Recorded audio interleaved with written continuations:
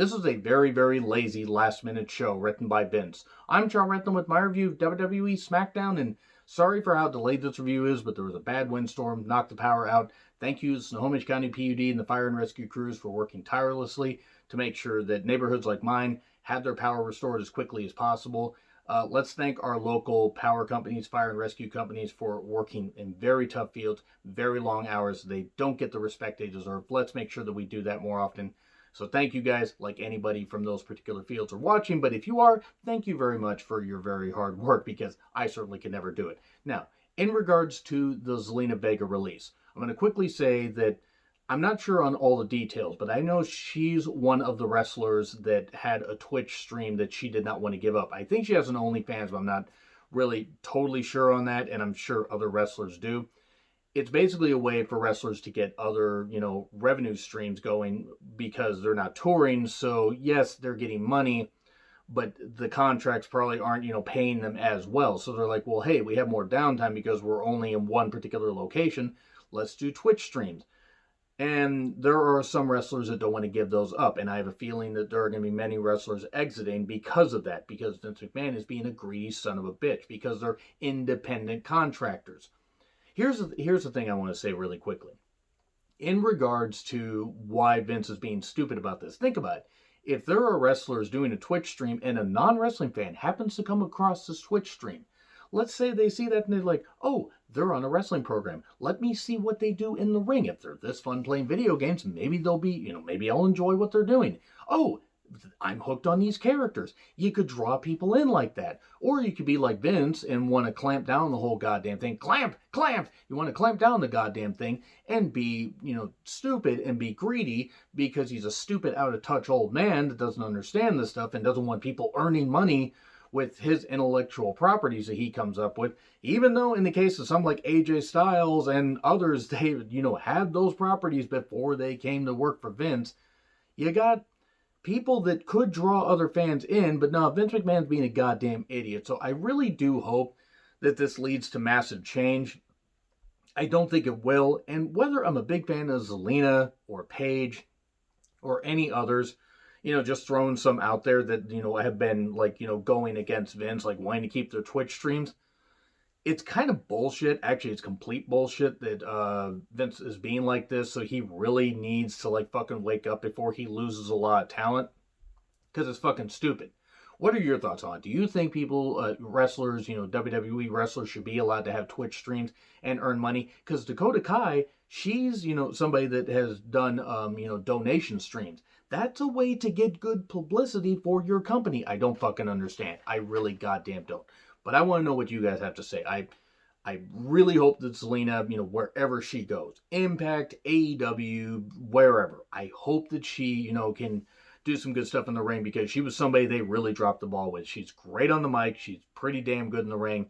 And I think we're going to see a lot more people leave.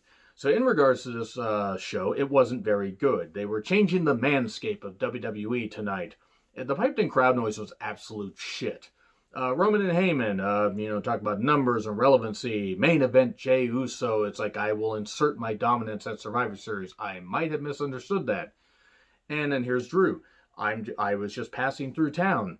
Drew, you only record in one location. Drew, just say you're backstage. We all know that it's not a brand split because everybody just is allowed to show up. Drew's here because he's going to face off against Randy Orton on Raw to possibly face Roman Reigns at Survivor Series. Because they're just going to keep changing the shit last minute for Survivor Series. By the way, which is the one night of the year where Raw and SmackDown go head to head.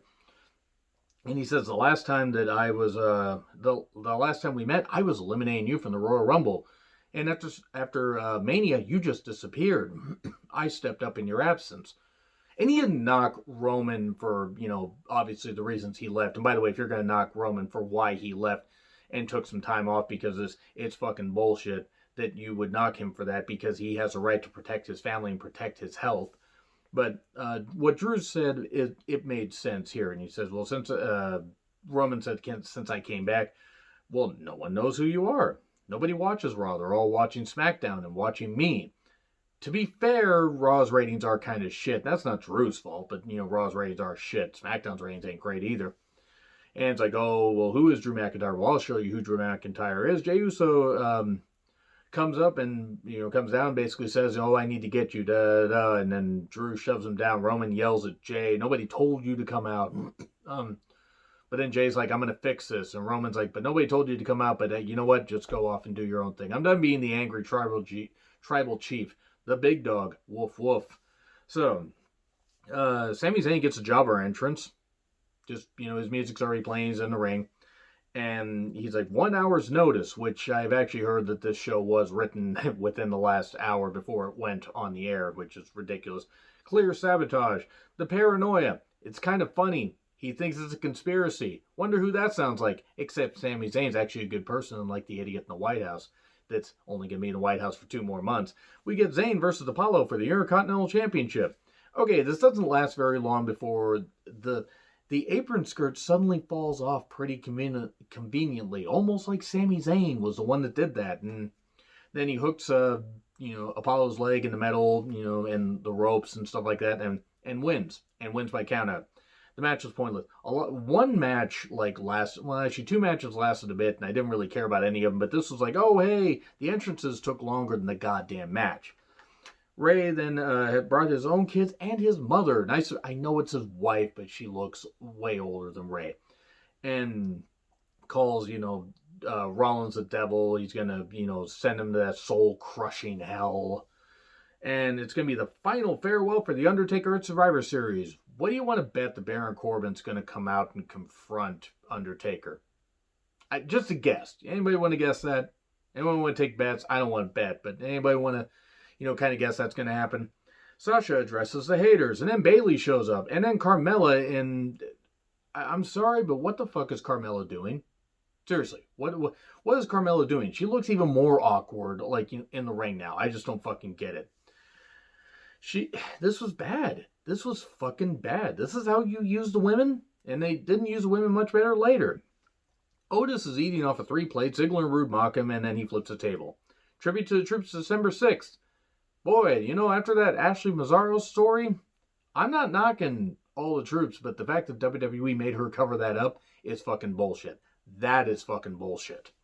Otis versus Ziggler. Cool. Rude kept trying to interfere. He got scared with the second interference spot and a splash for 3. I do not like Otis. Gable is then talking to Otis backstage, talking about Alpha Academy. He's back to doing the coach thing that he... the scouting thing that he was doing for a few weeks and then they suddenly dropped it. I give this 6 to 8 weeks before they drop it. I want to be wrong because I like Chad Gable. Anyway, Ray with his family versus Rollins with Murphy. The final chapter. God, I fucking hope so. No holds barred. The final time they'll meet. To be fair, Rollins is going to be leaving after Survivor Series to go take care of Becky because she's an expecting mother, and she's going to be, yes, I'm going to say that because it was funny the first time, and I'm going to beat it into the ground like I do with every joke. But Rollins is going to go, be there for Becky, as she's expected to give birth soon. And really, Rollins has deserved the time off, and I think this, after the whole bullshit with Ray, will give him a chance to be, off for a while. They worked the match well. I just didn't fucking care. I didn't fucking care at all. They used a barricade. They used, the announcer's table. They used a chair, steps, a splash on the Rollins, 3 Amigos attempt on the 15th anniversary of Eddie Guerrero's death, which I thought of doing a video about Eddie, and maybe I will this weekend.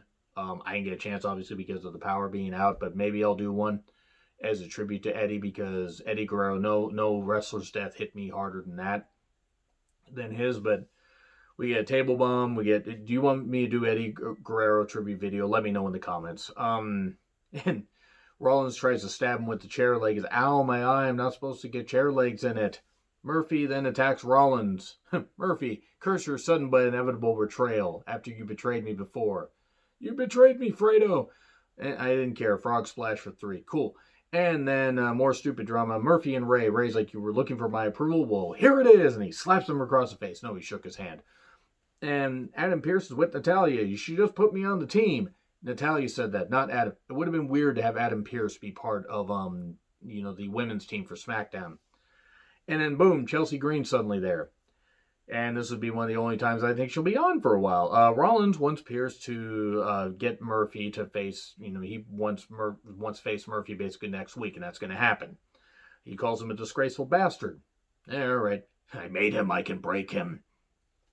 Natty versus Tamina versus Liv versus Chelsea. Great, a snooker around 3 women. What could possibly go wrong? Chelsea ends up breaking her wrist in a corner spot at one point, which explains why she disappeared and why Tamina disappeared for a bit. And then Tamina factored into the finish where Liv basically hit with a codebreaker variation.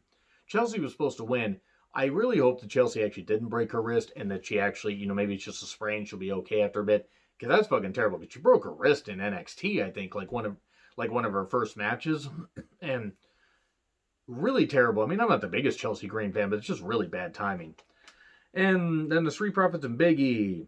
Big E calls them New Day Light and Great Value New Day. I don't like the Street Profits anymore. They're talented in the ring, and I don't care. Drew versus Ray. Unsanctioned match. Or Drew versus Ray. Drew versus Jay. Let me try that again. Yeah, he just suddenly gets Ray and says, Ray, I'm not going to beat up Jay. I'm going to beat up Ray. You can call me Ray J. So it's an unsanctioned match, so you're thinking they'll do a whole bunch of shit to each other. Nope. There were countouts and a whole bunch of stuff. Drew mocked Jay because he was short. Jay did hit some good moves and during the match, and Roman comes down and basically says, I don't care if you beat him, but make him understand. And then he beats him down with a few punches and then gets hit with the Claymore, and then Drew and Roman stare each other down, and that's basically it. So yeah, I would love to know what you guys have to say in the comments. Like, share, subscribe, Twitter handle in the description. I'm John Ritlin. I'll see you soon.